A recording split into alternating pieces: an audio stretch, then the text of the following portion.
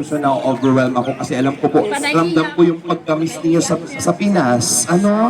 Ramdam ko yung pagkamis niyo sa mga pamilya ninyo. Tama po ba?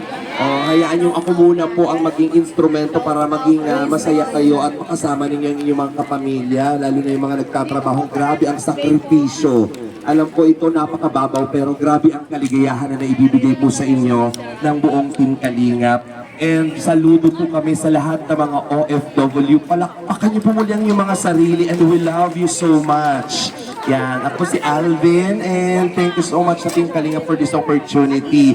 At ngayong oras pong ito, alam ko very excited na kayo. So we will begin first sa isa munang oath-taking ceremony. And before that, we would like to acknowledge po mga kaibigan, nandito po ang Consul General of Philippine Consulate Honorable Romulo Victor M. Israel Jr. Palakpakan po natin.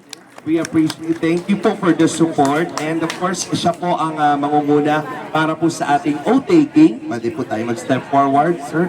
And we would like to invite here the officers of Team Kalingap Hong Kong Chapter. Andito po ang ating, simulan po natin sa ating advisors. We have Art Cuban, the chairman of BMA. Bernadette Ohas, Team Good Vibes.